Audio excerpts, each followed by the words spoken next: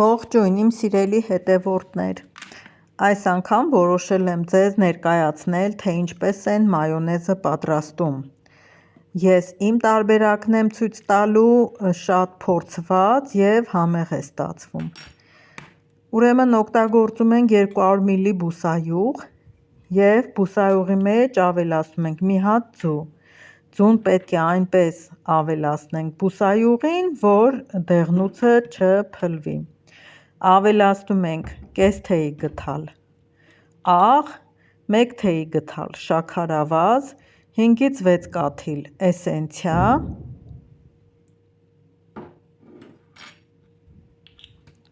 և հարում ենք ձեռքի բլենդերով։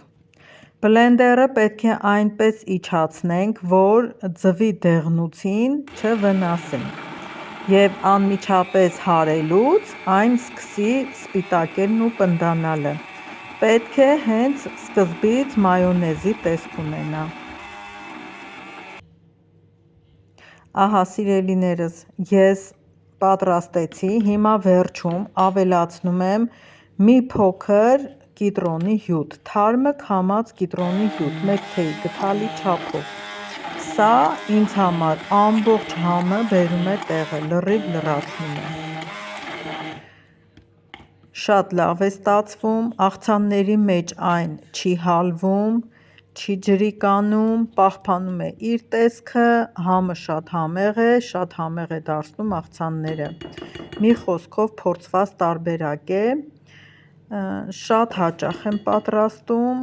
եթե չեմ շտապում, շտապելուց խանութ եմ վազում։ Մի խոսքով այսքանը սիրելիներս։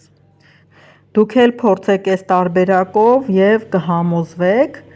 վստահեցնում եմ, ձեզ էլ հենց դուր կգա։ Իսկ հիմա մի համեղ աղցան պատրաստեմ։ Այսօր շատ համեղ ու հետաքրքիր նոր համի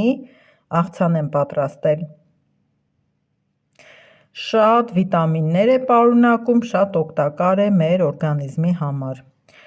Վերցրել եմ գլուխսող, հազարի տերևներ, մաղադանոս, սիսեռ եփված, բուսայուղ, աղ, սև պղպեղ,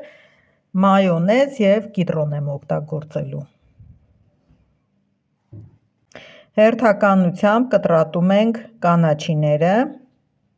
գլուխսոխը և համեմում։ Շատ մեծ և շատ փոքր կտորների չեմ բաժանելու հազարի տերևները, եթե մեծ լինի, անհարմար կլինի սիսեռի հետ, իսկ եթե մանր լինի, տեսքը կկորցնի աղցանի մեջ, դրա համար միջին չափի ենք կտրատում։